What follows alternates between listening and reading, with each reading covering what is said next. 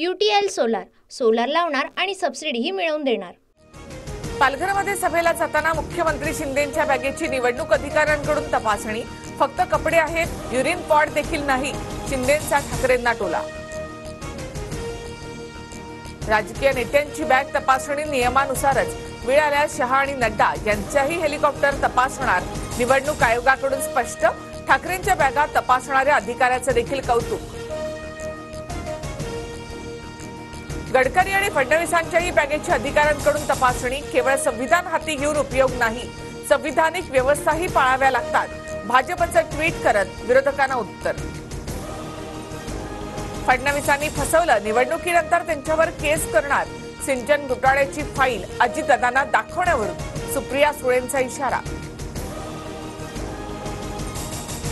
मैं बनिया का बेटा हूं, पूरा हिसाब लेकर आया हूं, महाविकास आघाडीवर घोटाळ्याचा आरोप करत अमित शहांचा उद्धव ठाकरे आणि शरद पवार यांना इशारा। तुमची चौथी पिढी आली तरी मुस्लिम आरक्षण मिळणार नाही, अमित शहांचा राहुल गांधींवर निशाणा, तर मोदी वक्फ बोर्डाचा कायदा बदलणारच, शहांनी ठणकावलं। केसरकर निवडणुकीमध्ये पडल्यावर सिंधुदुर्गमध्ये चांगलं घडेल, वाईटातून चांगलं होईल म्हणणाऱ्यांना लाज आहे की नाही, मालवण दुर्घटनेवरून केसरकरांच्या प्रतिक्रियेवर उद्धव ठाकरे यांची टीका। चांदीवाल आयोगाने अनिल देशमुखांना क्लीन चिट दिली नाही, आरोपी आणि साक्षीदारांची भेट डीसीपी करून द्यायचे, फडणवीसांचा आरोप। अनिल देशमुखांना केवळ गुंतवायचा डाव होता, फडणवीसांच्या आरोपांवरून जितेंद्र आव्हाडांचा प्रत्युत्तर।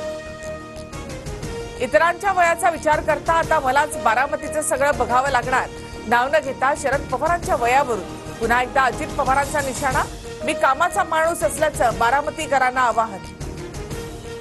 शरद पवार यांनी मुलासारखा पुतण्या सोडून नातवाकडे लक्ष दिल्याची अजित पवारांची टीका, पक्षफोडीचं चांगलं कर्म करणारा मुलगा काकांच्याच मरणावर कसा काय टपलाय, जितेंद्र आव्हाडांचं अजित पवार यांना प्रत्युत्तर।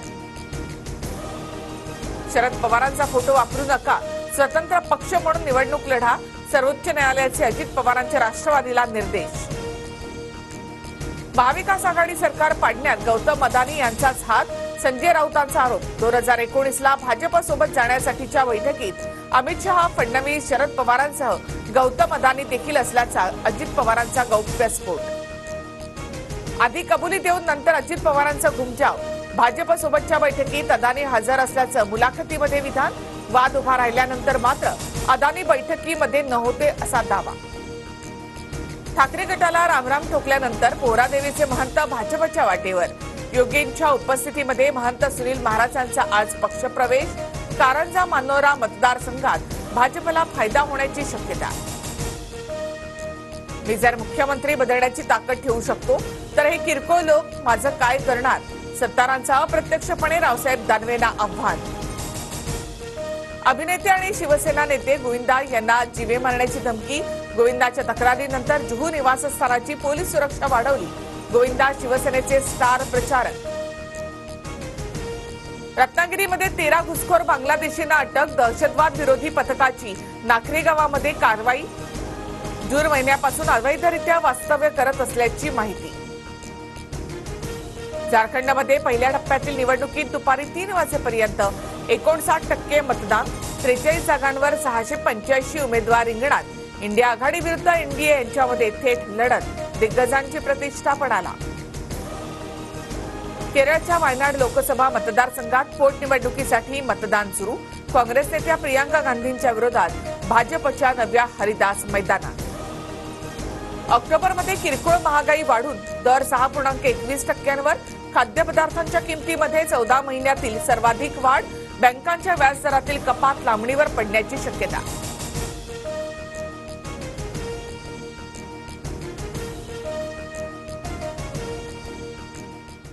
UTL सोलार सोलार लावणार आणि सबसिडीही मिळवून देणार।